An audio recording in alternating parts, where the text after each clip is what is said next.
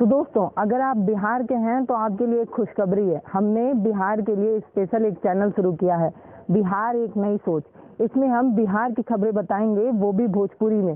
तो अगर आप चाहते हैं खबरें भोजपुरी में सुनना और बिहार की, तो हमारे चैनल को सब्सक्राइब जरूर करें। और आइए सबसे पहले उसका ट्रेलर देख लेते हैं। राउर सबन के हमार प्रणाम। राउर सबन का स्वागत बा बिहार एक नई सोच में। ये चैनल पे हमन के बात करेनी बिहार से जुड़ल खबरन के, ओहो पूरा भोजपुरी में, ताकि राउर सबन के पसंदीदा भाषा भोजपुरी बनल रहे और राउर सबन के खूब मजा आवे। तो अगर राउर सबन के हमार चैनल पसंद आवत होके तो कृपया के सब्सक्राइब कर डाली और एक बेल आइकन पे जरूर दबाएं। बेल आइकन दबैले के बाद आल पे कर दिए ताकि एक को वीडियो मिस न होके। दोस्तों, आज इस वीडियो में हम बातचीत करेंगे अस्पताल प्रशासन की दुर्व्यवस्था की और अस्पताल प्रशासन की उस सच्ची तस्वीर की जो आज से पहले कभी सामने नहीं आई। और दूसरी बात होगी, दिल्ली सरकार अब दिल्ली के अस्पतालों को दिल्ली के लोगों के लिए रिजर्व कर रही है। क्या है पूरा मामला, सिलसिलेवार तरीके से जाना जाएगा। नमस्कार दोस्तों, मैं हूं पल्लवी राय, यूट्यूब चैनल भारत एक नई सोच से।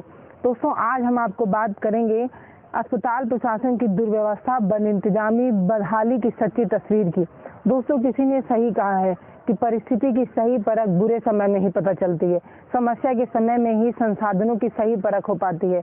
अपने पराये, अच्छे बुरे, सबकी परख बुरी समय में ही होती है। और ऐसे ही परख हुई है अस्पतालों की। अस्पतालों की जो सच्ची तस्वीर सामने आ रही है वो घिनौनी है।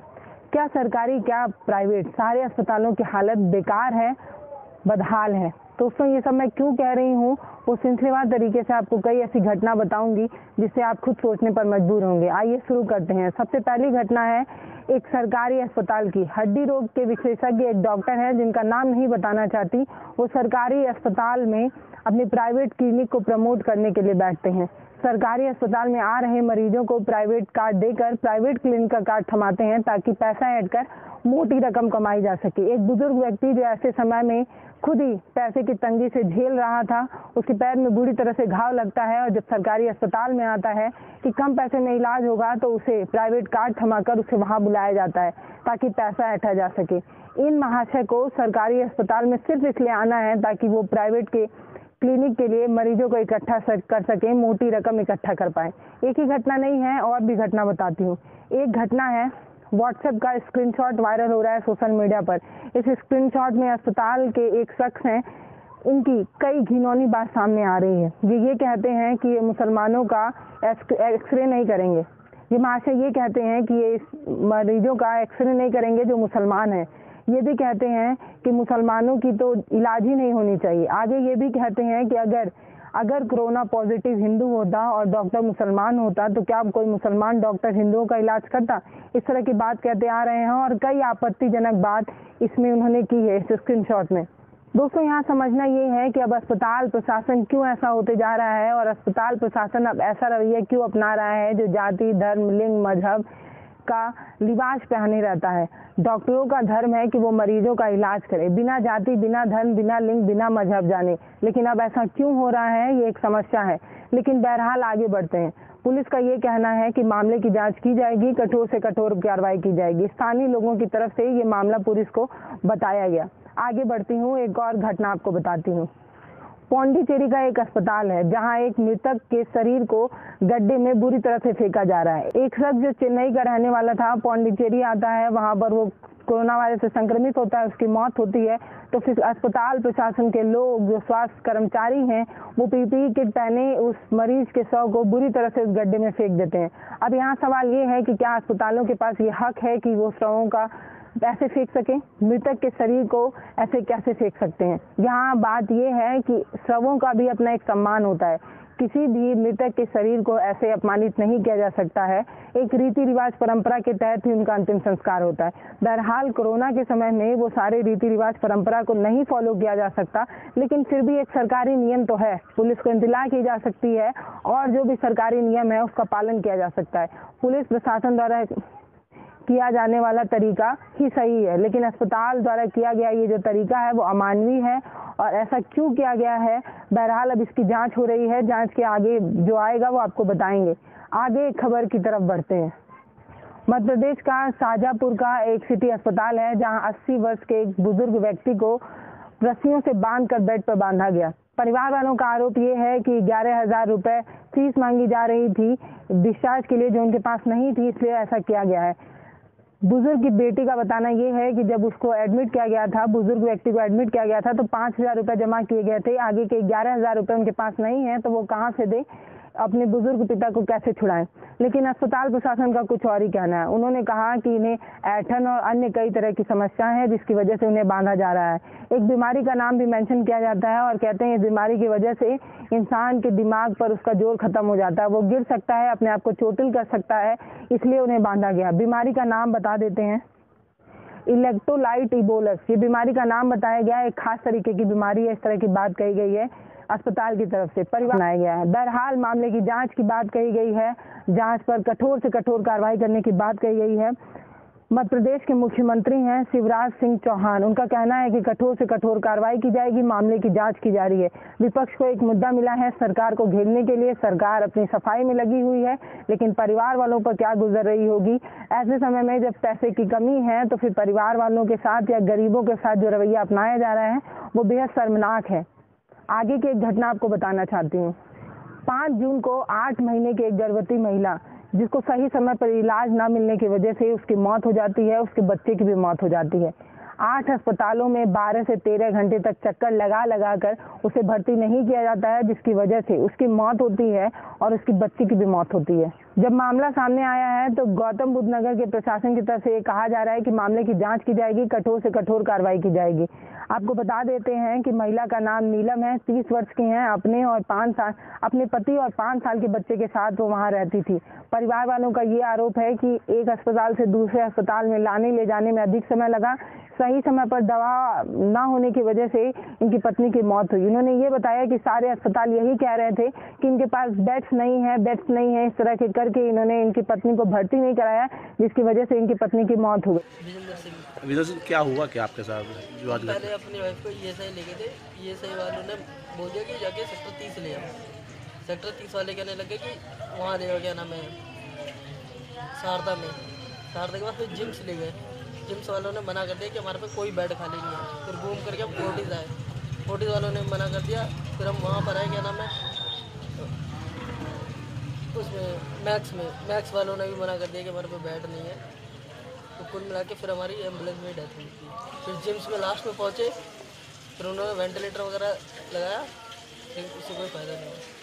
कितने महीने की गर्भवती महिला थी ये 8-9 में लगती थी। तो लगभग आप कितने अस्पताल में जा चुके, सब नहीं मना कर दिया? शिवालिक में इसका ट्रीटमेंट चल रहा था, लेकिन शिवालिक वाले ने भी लेने से मना कर दिया था। तो उसकी कोई कंप्लेंट प्रशासन में की अब तक नहीं किया आपने? अभी कोई नहीं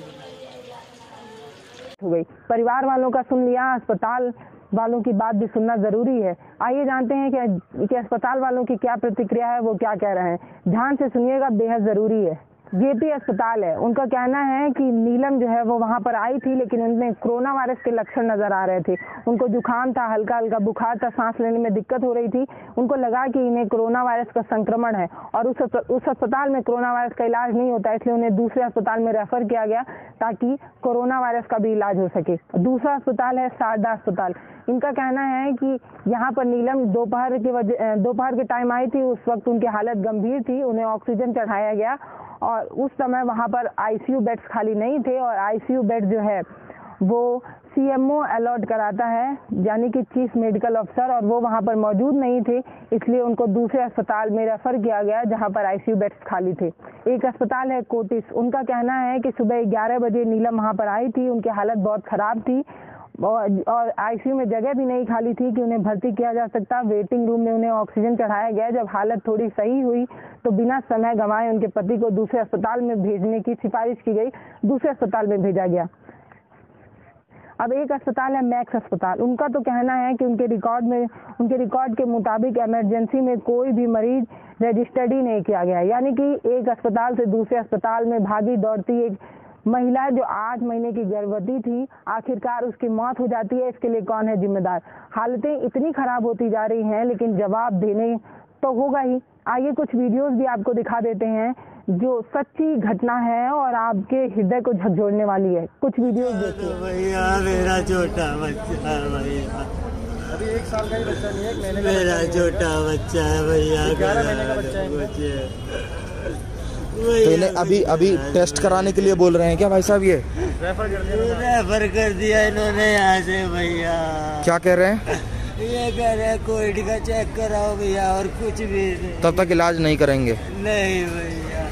और आप सुबह 3 बजे से आए हैं? जी भैया जी। रिपोर्ट दिखाओ ना, उनको रिपोर्ट दिखाओ। इनका नाम क्या है पेशेंट का? शशि नाम है भैया। महिपालपुर से आए हैं? जी भैया जी। और बुखार है, कान से खून निकल रहा है? कान से खून निकल रहा है भैया। मेरा छोटा बच्चा है भैया जी, बचा दो मेरे बच्चे को, मेरे बच्चे को बचा दो भैया। ये सारी रिपोर्टें बनी हुई हैं, सुबह मॉर्निंग से ये सारी रिपोर्ट है भैया जी। ये सिटी स्कैन से सारे भैया जी कुछ कर दो भैया जी। अभी आपको कह रहे हैं कि किसी और अस्पताल ले जाओ? किसी और अस्पताल ले जाने को बोल दिया। इस तरीके से उसने अपने आप से ब्लीडिंग की। बहुत परेशान है, बहुत दिनों से। मम्मी को एडमिट नहीं कर रहे, हमारी मम्मी कैंसर पेशेंट है, जिसमें कि कीमो की बहुत ज्यादा मम्मी को सांस लेने में दिक्कत हो रही है, हर चीज में दिक्कत हो रही है। आप देख सकते हो प्लीज। केजरीवाल कुछ नहीं कर रहा है, कुछ नहीं कर रहा।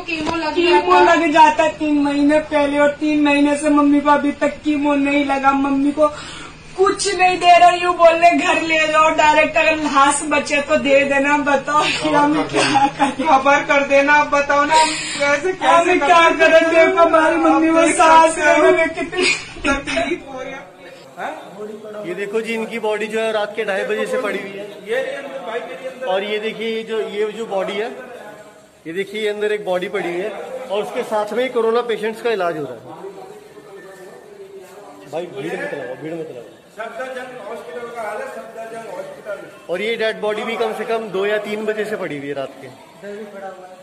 ये जो है ये मेरी भाभी हैं, इन्होंने इस कोविड के दरवाजे के आगे दम तोड़ दिया। 1 घंटे तक हम जो एम्बुलेंस की ऑक्सीजन लेके आए थे उससे तो इनका चल रहा था, जैसे वो ऑक्सीजन खत्म हुई इन्होंने यहाँ पे दम तोड़ दिया। ये 1 घंटे तक यहाँ पर रही, जबकि नीचे एडमिशन की वो मिल गई थी, इनको कोई ट्रीटमेंट नहीं दिया किसी ने। ये मेरी भाभी है, ये इनकी डेथ हुई है सुबह 9 बजे, और अभी 1:30 बज चुका है। तो सबका ही दर्द है, ये क्या कर सकते हैं। बट दुख की बात यह है कि वो यहाँ तक पहुंच गई थी जहां इलाज हो सकता था, बट इस दरवाजे के अंदर उन्होंने 1 घंटे वहां पे पड़ी रही, तड़पती रही, और वहीं पे इनकी डेथ हो गई। उसके बाद से इनकी बॉडी ऐसी पड़ी हुई है, 4-5 घंटे हो गए, रैप नहीं किया, कुछ नहीं किया। सुबह सारा इंतजाम करवाया मैंने, सारे बिल बुलाया, तो मैं भी मेरे को बिल देके गया उनको। पापा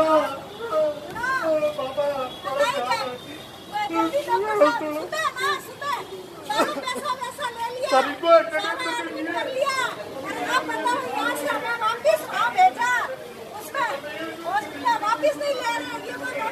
अब मैं एम्बुलेंस में लेके गया हूँ, यहाँ से 8 हॉस्पिटल लेके गया, मुझे कह रहे यहाँ ले जाओ, यहाँ ले जाओ। Covid positive patient. अरे कोविड पॉजिटिव है, कहाँ से यार? कोविड पॉजिटिव पब्लिक के साथ ऐसे क्यों करते हैं? सुबह 8 बजे तुमने पैसे ले लिए, सारा कुछ तुमने कर लिया, आखिर आराम से भेज दिया, चलते रहो। अरे भैया एक बार तुम कर लो, ये मेरे भगवान है। अभी सांसें चल रही है मेरे भैया, अभी सांसें चल रही है उनकी। दोस्तों अब समझना ये है कि क्या अस्पतालों की हालत पहले से ही ऐसी थी कि अब अभी हो गई है। दोस्तों अस्पतालों की हालत पहले से ही खराब थी, लेकिन अब कुछ ज़्यादा खराब हो गई है। कोरोना वायरस के समय में मरीजों की संख्या काफ़ी अधिक बढ़ रही है, जिसकी वजह से अस्पतालों के बेड्स खाली नहीं हैं, और अगर स्थिति और भी खराब हो सकती है। अगर संक्रमण इतना तेजी से बढ़ रहा है, अगर और बढ़ता है तो स्थिति और खराब होगी, और अस्पतालों में बेड ना मिलने की वजह से और भी ज़्यादा घिनौनी तस्वीर सामने आएगी, जिसमें लोगों की मौत मजाक बनकर रह जाएगी। मैं आपको और आगे ले जाती हूँ दूसरे टॉपिक पे। अब दिल्ली सरकार का ये कहना है कि दिल्ली के अस्पतालों को सिर्फ दिल्ली के लोगों के लिए ही रिजर्व किया जाएगा, ऐसा सीएम केजरीवाल ने कहा है।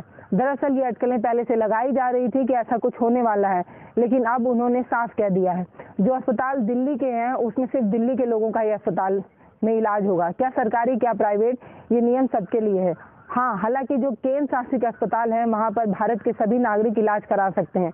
कुछ ऐसे अस्पताल हैं जो स्पेशल हैं, जैसे कि किडनी ट्रांसप्लांट करने वाले, और भी ऐसे कई अस्पताल जो भारत में बहुत कम हैं या नहीं हैं।